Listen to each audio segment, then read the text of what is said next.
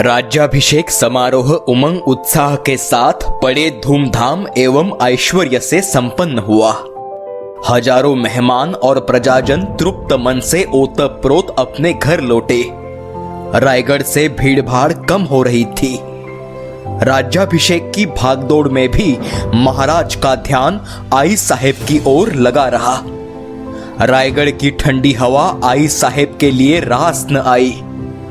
उनकी प्रकृति कमजोर होती नजर आ रही थी। इसी को लक्ष्य कर महाराज ने उनके लिए गढ़ के तल पर पाचड़ के पास वाड़ा बनवाया था। सिर्फ राज्याभिषेक हेतु उन्हें रायगढ़ पर लाया गया था। अपने क्षीण हुए आंखों से आई साहेब ने शिवबा को विष्णु रूप प्राप्त होता देखा। एक मां के लिए इससे सुखद अनुभूति क्या हो सकती थी। राज्याभिषेक समारोह के उपरांत उन्हें फिर से पाचड़ के महल में लाया गया। रायगढ़ से निकलते समय मानवगढ़ का महाद्वार उन्हें आर्त स्वर में पूछ रहा था, आई साहेब, अब फिर से आपके दर्शन कब होंगे?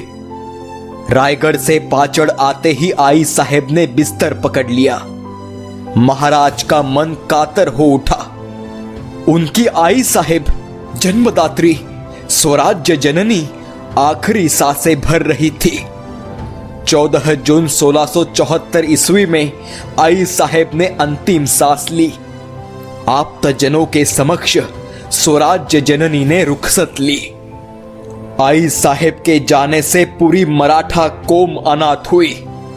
स्वराज्य के सपने को शिवबा और साथियों के मन में बोने वाली, स्वराज्य हेतु समय समय पर स्फूर्ति देने वाली माता अब चल बसी। आई साहेब का दहन हुआ।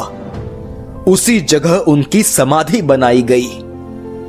रायगढ़ पर बारिश शुरू हुई। राज्याभिषेक समारोह का अपरिमित सुख और उसके ठीक 12 दिन बाद आई साहेब के परलोक सिधारने का दुख। सुख दुख की इस खेल में स्वराज्य कार्य की जिम्मेदारी से मुंह मोड़ा न जा सकता था। महाराज का राज्याभिषेक होना उनके शत्रुओं को खटक रहा था। महाराज ने सूरत के मोगली सूबेदार से सालाना 9 लाख रुपए खंडनी की मांग की और खत से बात बनती न देख बारिश खत्म होते ही मुहिम मुकर्रर की। इधर दिलेर खान को औरंगजेब ने दक्खन से वापस बुलाकर बहादुर खान कोकलताश इसे दक्खन की सूबेदारी सौंपी। बहादुर ने पुणे की पूर्व दिशा में 24 कोस पर भीमा तट पर स्थित पेड़गांव में अपनी छावनी बनाई। पेड़गांव के किले को मजबूत कर उसका नामकरण किया बहादुरगढ़। महाराज ने 9000 की फौज भेजी।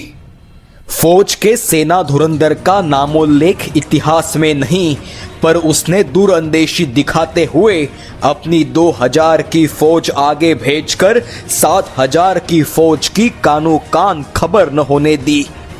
बहादुर खान ने मराठों की फौज आते देख मैदान मारने हेतु अपनी पूरी फौज लगा दी।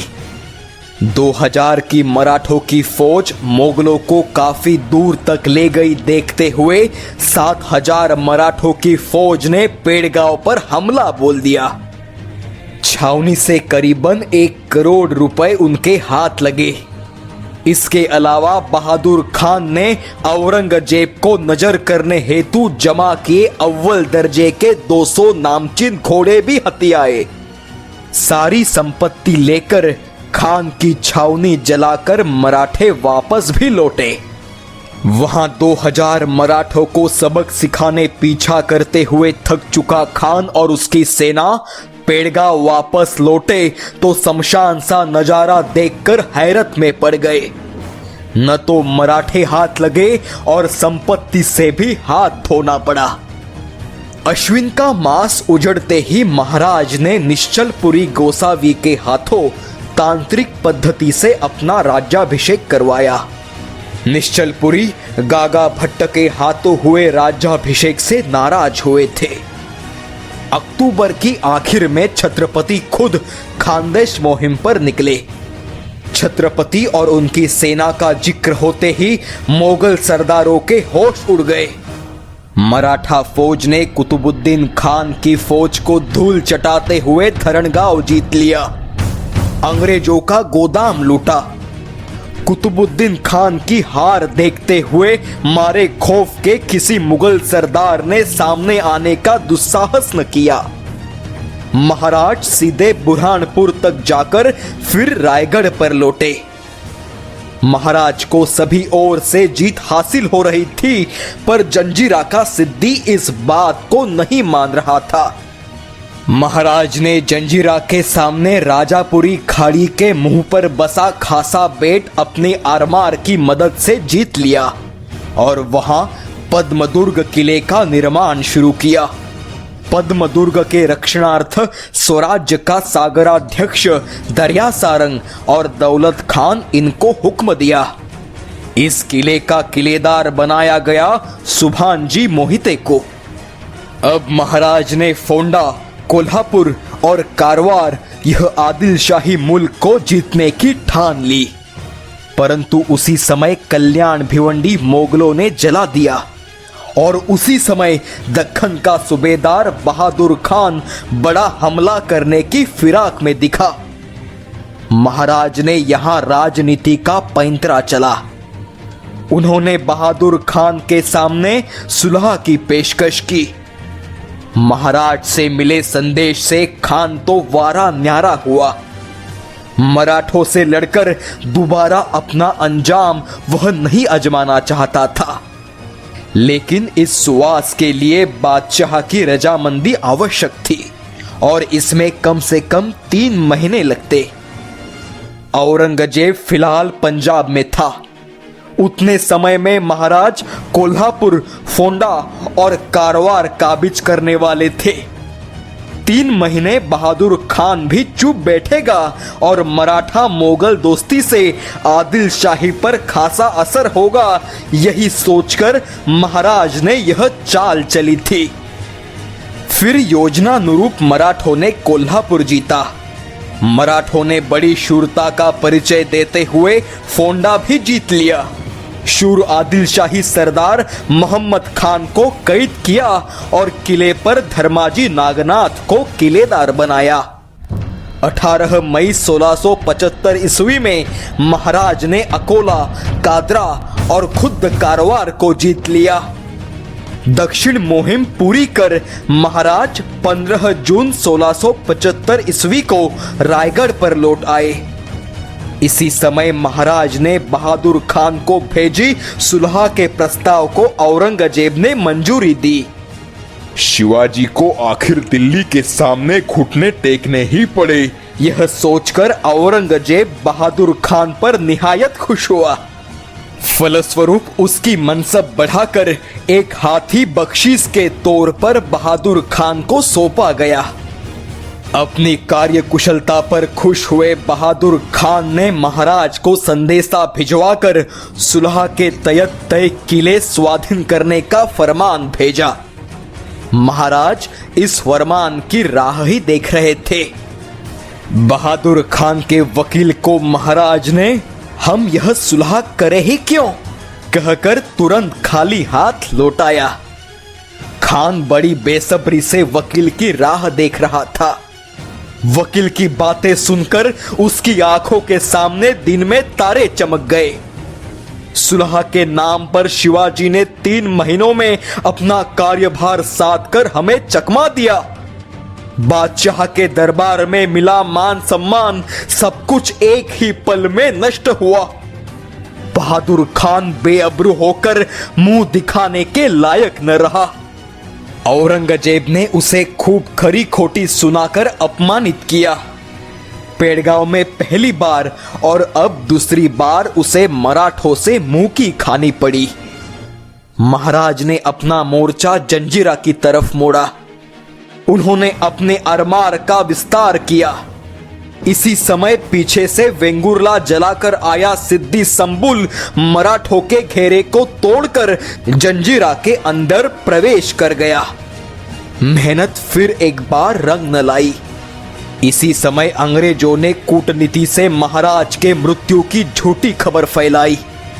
युवराज संभाजी ने ही शिवाजी राजे को जहर पिलाकर हत्या की, ऐसी बातें स्वराज्य शत्रुओं में चलने लगी। ऐसे ही कूटनीति को अपनाकर अंग्रेजों ने आगे पूरा हिंदुस्तान हथियाया, ये उसकी शुरुआत थी। सच तो यह था कि 1676 ईस्वी में महाराज बहुत बीमार पड़े। इसी खबर को दुखद वार्ता में बदलाव कर अपप्रचार किया गया। 15 साल की उम्र से लेकर आज तक महाराज अविश्रांत मेहनत से शारीरिक रूप से थक चुके थे। शारीरिक एवं मानसिक तनाव सहने की स्थिति अब न थी। उन्हें आवश्यकता थी विश्राम की, जो महाराज को मंजूर न था। श्री जगदम्बा की कृपा से महाराज की स्वास्थ्य में काफी सुधार हुआ। आश्चर्य की बात यह थी कि इस काल में इन अफवाहों से स्वराज्य में कोई अफरा तफरी न मची। राजकाज सुचारू ढंग से चलता रहा। महाराज के ठीक होने की खबर पाकर स्वराज्य शत्रुओं को काफी मलाल हुआ होगा। इधर बीजापुर दरबार में अंतर्गत कलह की शुरुआत हुई। बहलोल खान पठान ने वजीर खवास खान को कैद कर उसे मार डाला। आदिल शाही की अव्यवस्था तथा अंतर्गत कलह मराठा राज्य की नींव और मजबूत कर गई। मराठों के द्वारा हो रहे अपमान से दिल्ली में बैठा औरंगजेब बौखला गया। बहादुर खान को नाकाबिल समझ उसे वापस बुलाया। अब औरंगजेब एक ऐसे सिपह सालार की खोज में था जो शिवा को मात दे, बर्बाद कर सके। उसके दिमाग में एक नाम चमक उठा जो मानो प्रतिशिवाजी था। शिवा के नाकों में दम करने की काबिलियत रखता था और वह सिपह सालार था मोहम्मद कुली खान। कुछ याद आया? करीब 9 वर्ष पहले इसे जान बख्शने की कीमत पर मुसलमान बनाया गया था। फिर उसे काबुल कंदाहार की पर्वतों में भेजा गया। याद आया? वह था महाराज का एक जमाने का सरसेनापति अर्थात नेतोजी पालकर, जो मोहम्मद कुली खान बनकर औरंगजेब की चुंगुल में फंस गया था। नेतोजी के भाग निकलने के सारे प्रयास असफल साबित हुए थे। 9 साल के बाद हमें कोई कबूल न करेगा सोचकर उसने महाराष्ट्र आने के सपने देखना भी छोड़ दिया था। आज अचानक दक्खन पर हमले की जिम्मेदारी उसी पर सौंपी जा रही थी। उसके मन विचारों का क्या तांडव मचा होगा, इसकी कल्पना भी नहीं की जा सकती। क्या अब दक्खन जाकर शिवाजी महाराज से 2 हाथ करने पड़ेंगे? इन विचारों की उथल पुथल से वह त्रस्त हुआ होगा। औरंगजेब ने दिलेर खान को उसके साथ रवाना किया। इस बार दिलेर खान मुख्य सूबेदार और नेतोजी माने कुली खान उसका नायब था। मुगल फौज निकल पड़ी। 9 साल बाद नेतोजी वल्द कुली खान दक्खन के रास्ते जा रहा था। दक्खन पहुंचते ही महाराज के पास जाने का विचार उसके मन में मंडराने लगा। लेकिन क्या महाराज मुझे अपनाएंगे? महाराज क्या विचार करेंगे? क्या उनका गुस्सा कम होगा? एक नहीं, हजारों सवालों ने उसके जमीर को झकझोर कर रख दिया। जो हो सो हो, ईश्वर ने एक मौका बख्शा है तो महाराज की शरण में जाने का वज्र निर्धार नेतोजी ने अपने मन में कर लिया।